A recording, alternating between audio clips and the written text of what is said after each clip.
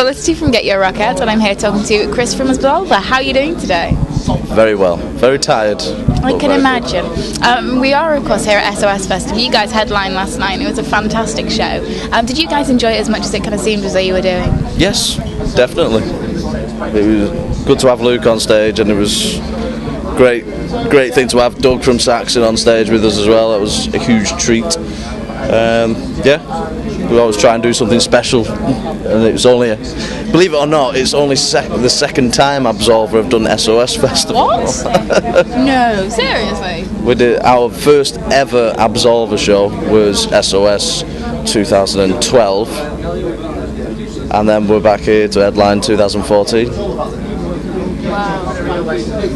That's quite incredible. I can't believe that kind of feels. I guess I'm seeing you here with Fury UK as well. That we've kind of got that. I've seen with Dave Evans. Yeah. Oh yes, you did actually play last year, of course. Yeah. But wow, that's incredible. And I mean, it really was a fantastic way to close the night. Are you happy with the way that the entire festival's gone? Yeah, I think this has been the best SOS festival so far. To be honest, it's been, well attended, but probably more than anything, the quality of bands and the height of bands. I mean, let's look at the lineup that was towards the end of last night. I mean, for the evening slots we had Incasm, Monument, Savage Messiah, and then us, and then before us on the acoustic stage, Exit State. You had Wiz acoustic as well. It was just bang, bang, bang. So, the whole day was great. But if you just looked at it as an evening with it like the last 3 or 4 slots, it was just like, wow. And who's your highlight been so far? Apart from obviously yourself, but I don't even think that you would play. Let me have a look. I'll tell you what was also good about yesterday was Amethyst were probably my favourite band opening up any SOS festival. I thought they were, they're really enthusiastic. I don't think they've actually been going that long. It's their 8th gig. Yeah, and I just thought they completely nailed it, and great attitude, great bunch of guys, and they brought a lot of people with them. Such an early slot, so I thought they did great.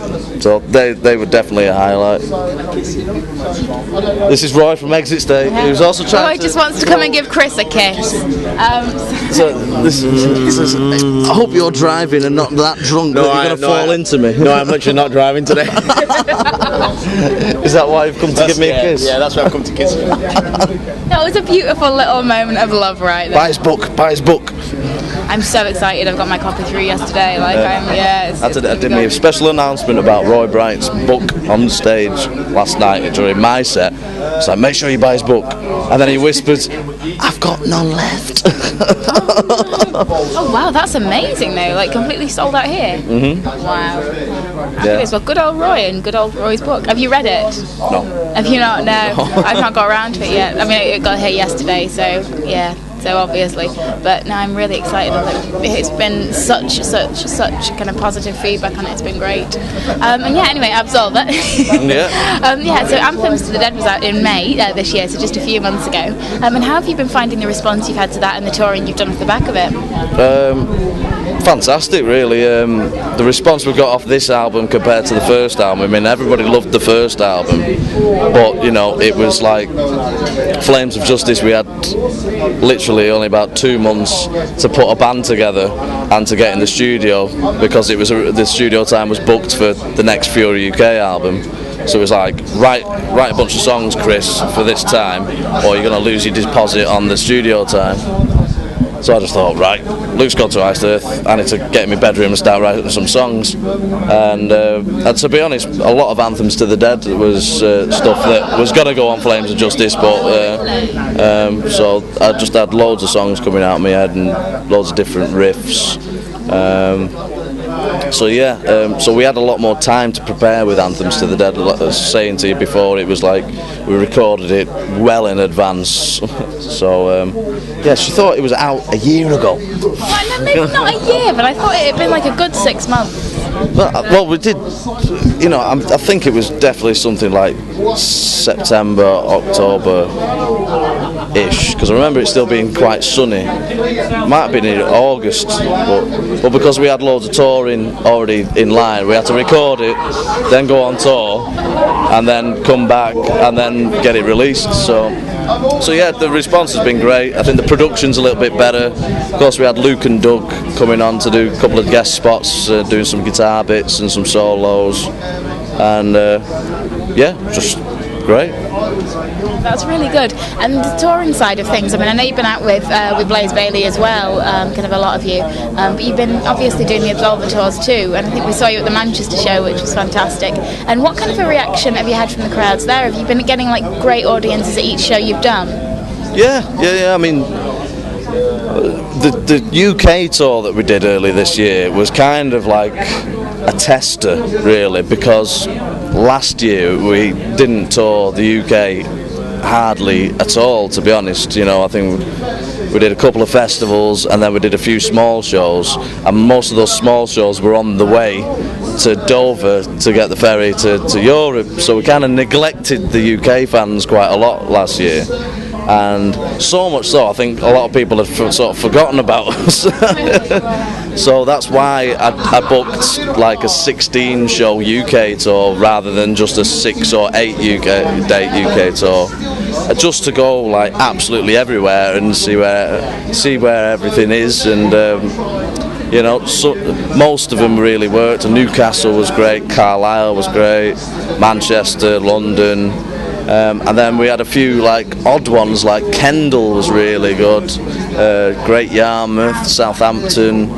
But that was sort of like the proof, you know, to find where, you know, places are happening. And so it's definitely kind of a success all around then. Yeah. The tour's been great, and obviously we've got the UK European leg coming up, so that's almost like 35 dates now in Europe over September and October. We're just gone for a full 2 months, and we're still booking more shows in between. And I think the Europeans aren't scared of booking you on a Wednesday, you know, or something like that. You know, they still seem to be quite confident to get people in. So, you know, but we're just going to absolutely hammer it, just wherever we can play in Europe we'll do, and expanded to some more countries, because obviously we picked up a few extra contacts when we were out with Blaze, so we've got more shows in France, Belgium, Holland, Germany, and then we're going back to Poland. Got quite a lot more in Czechoslovakia, Czech Republic and Slovakia. Got to get that right. I think I was still a toddler when it was Czechoslovakia. I know, why would you even think it? I don't know. Where else we're going? I'm sure we'll go to another daft place. We'll go back to Switzerland, which we've not done for ages. Lovely, it's so nice to play. Yeah. And to be honest, the last time I've been to Switzerland, I played Switzerland like 6 times or something. But when we were on tour with Blaze, it was the first time where I'd actually travelled properly through all the mountains. Because we just played like Zurich and just hopped over the border, or Pratel and just hopped over the border. But this time, wherever we were, we had to travel a different way and went through all the mountains, so that was great. So, chuffed to go back there. Was it Switzerland where you had to leave all your merch in a hotel room overnight? That was when Fury UK was supporting Iced Earth, yeah.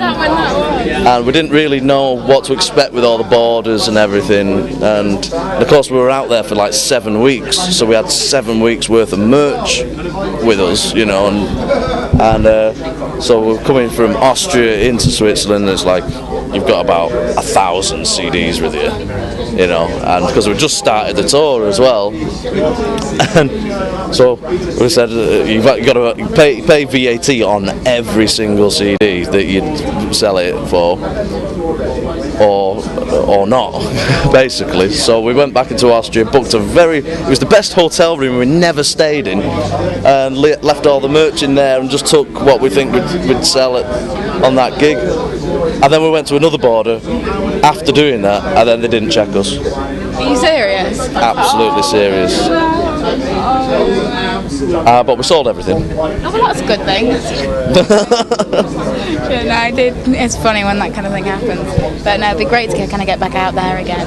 And have you guys got any more dates for Blaze coming up as well? Yeah, I forgot. Pretty much over the next month, that's all we're doing really. Absolva got a show in Oxford next weekend, and then we're out with Blaze. We're doing Belgium Bees and Rock Festival, and then Winchester on the way back. That'll be lovely. But he's taken us to some really cool places that I've never even thought I'd end up playing, you know. Because, you know, with the Ice Earth Tour, they took us to like Greece and Bulgaria and all the Eastern Europe and up to Finland and everything. But Blaze gets good offers off like really obscure festivals in like little islands and stuff. So like we're doing Crete, Sardinia. I didn't even know Sardinia was a place. I thought it was something to do with fish. Tiny, is that like an Italian place? Yeah, it's just off Italy.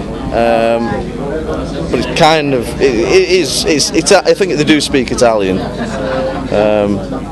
But yeah, that's going to be great. Lithuania, going back to Z7 later on in the year as well, and then I think this is what's going to happen, but I don't know really where we're up to. I've not seen Blaze actually. I think he's been here for about 3 hours. He has. You just missed him. I mean, he basically left. I think he knew that you were coming, and he was like, "Oh, I need to leave." Well, yeah, but we've got Blaze's live DVD coming out very soon, so I was having to listen to a couple of bits and pieces, and he went back over to Prague to mix it recently, so that's coming out very soon, so looking forward to that. And but I love working with Blaze. I think it's ace, because, you know, I just get to play metal guitar and do a little bit of backing vocals. Absolutely go for it. But of course, it's his band, so with my band, I'm always doing the bookings and doing half the tour managing and doing everything else. But when I'm going out with Blaze, everything's pretty much laid out for me, so I can just relax. I can concentrate on being a guitarist rather than a businessman. No, nice. I think it's difficult when the business side comes into the music side. I mean, when you got into it to play music and not to book shows and all of this, it's tricky. But it's nice that you get kind of both sides of the coin. Drink more after a show with the Blaze gig as well. Because you've not got to worry about anything. Like, nothing is your responsibility, and so you can just get drinking.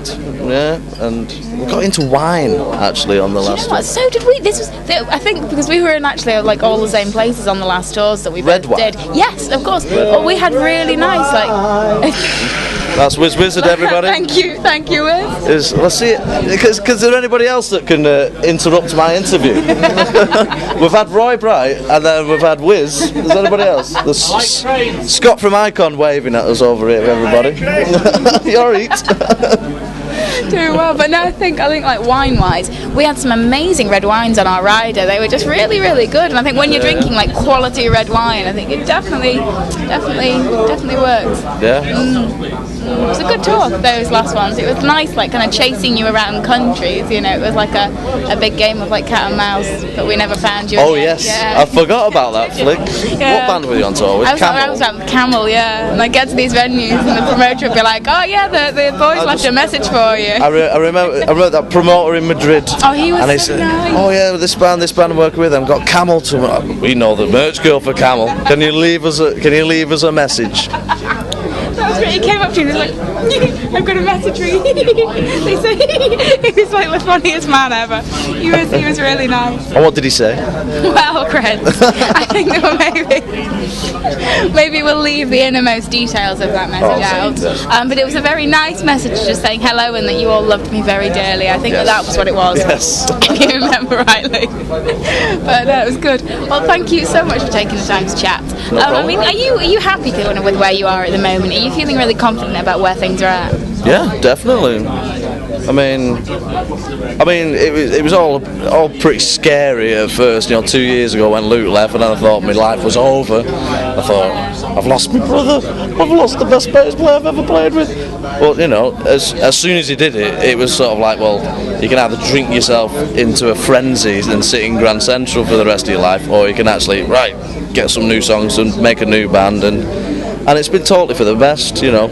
And I would agree. Actually, I think that it's just got something different. And Luke even agrees, because he feels that he's got better playing with Iced Earth. How that was possible, I don't know. And then, but we both agree that Absolva's songs are stronger. And I've not even had a drink. Absolva songs, right there. Songs are stronger. It's a better name. The artwork and everything's right. The stage thing's right, and it's very much a metal band. And even though there's loads of guitar solos, there is actually a catchy chorus. So, but yeah, and then working with Blaze, he's ace, and so yeah, just more of the same. If I can tour about 11 months of the year, and then spend 1 month in the studio, and maybe have Christmas off, then I'll be quite happy. Brilliant. Well, it's really, really nice. I like that. It makes me really happy to see you happy. And I would agree that everything seems as though it's going really well. So yes, thank you. And I have no doubt that I'm going to see you at some point very soon somewhere. Yes. So, thank you very much. Thanks.